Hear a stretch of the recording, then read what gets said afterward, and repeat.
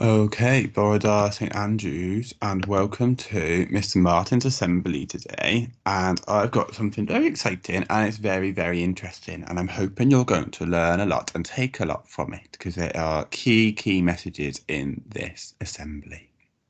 So, at the moment, or around this time of the year, Hindus celebrate a very special festival, and it is one of the biggest on the Hindu calendar.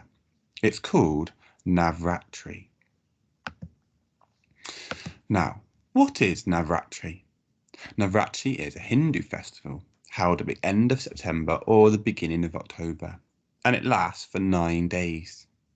This is important because in the name Navratri, Nav means 9 and Ratri means nights. So Navratri means 9 nights.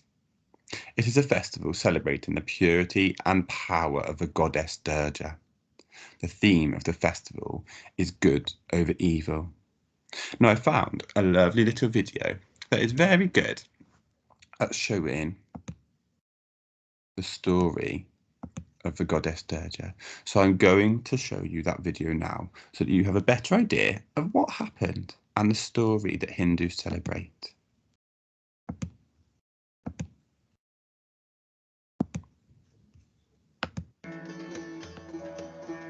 Indian mythology is full of tales that inspire awe and wonder. The tale I am about to share is one such story. The story of goddess Durga.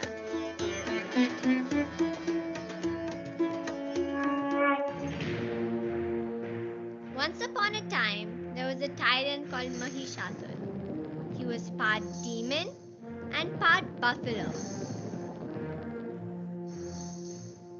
Mahishasur meditated for thousands of years so he could please Lord Brahma and in return be blessed with immortality and power. After much penance, his plan worked.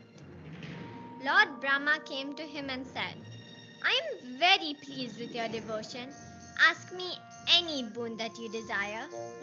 Without batting an eyelid, the arrogant Mahishasur said, Lord, I don't want any man or god to be able to kill me.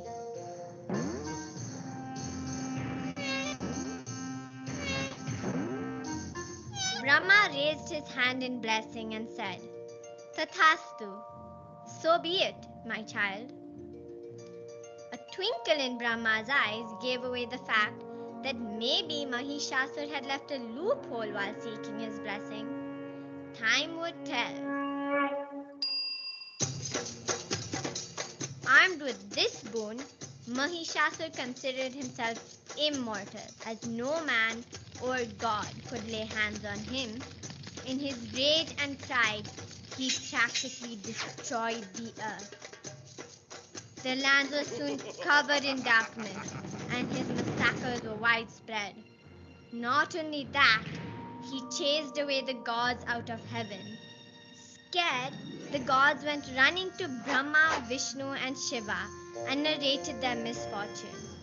The lords Brahma, Vishnu, and Shiva were hopping mad. They conferred for a moment, and then they held each other and started to radiate a blinding light, a light never seen before. Out of this beautiful light was born the 10-armed goddess Durga, the embodiment of Adi Shakti. One by one, the gods approached her and gifted her a dazzling array of weapons. The mighty Sudarshan Chakra was given to her by Lord Vishnu. She got a Kamandal or pitcher from Lord Brahma.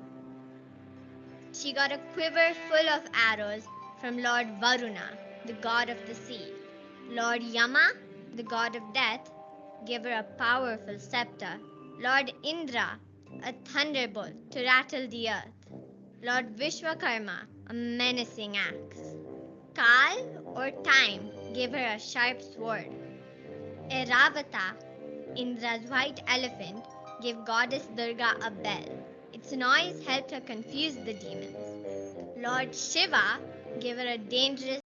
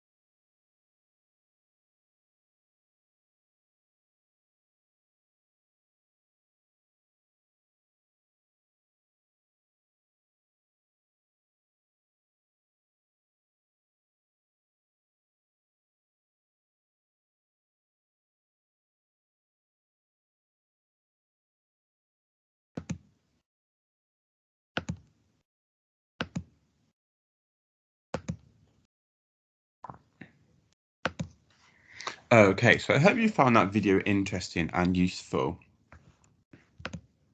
So look closer at this picture of the goddess Durga. What can you see? What have you learned from the video? What do you know about her now that you didn't know before?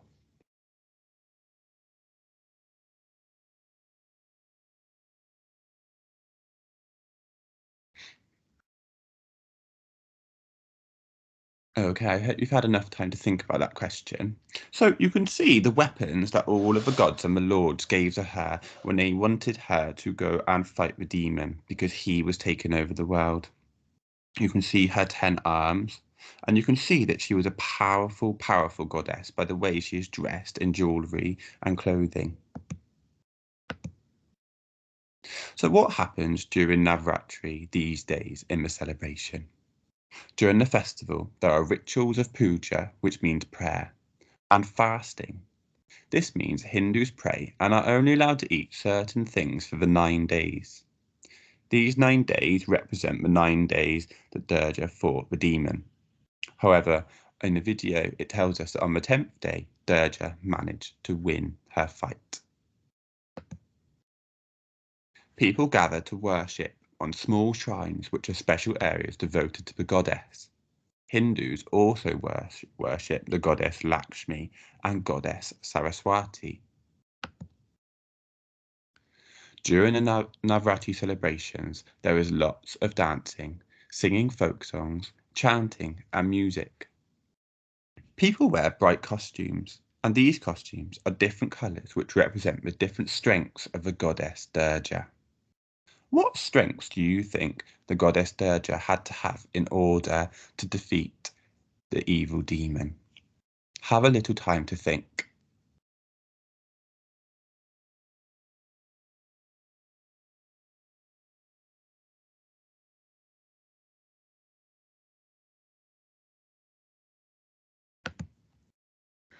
There are lots of different activities during Navratri. Hindus only eat fruits and drink milk for the fasting time. They take part in long prayer sessions. They do charity work. They do not wear black, but wear different colours each day of the festival. They keep an oil lamp burning for the whole 9 days. Now, to finish our assembly today, I'm going to leave you with a task your teachers may want you to do. I want you to turn off your lights and light the candle that I have given your class. With this, I want you to think about the questions that I have set below.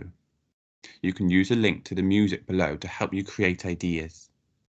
So, the 3 questions I've given you are: why does evil exist? How can you define both good and evil? And how can we do good? You may want to think about your own questions, but these are just questions to give you some ideas. I hope you enjoy lighting your candle and having some time to think about the Hindu festival Navratri. Diolch for listening, St Andrews, and Dabachi.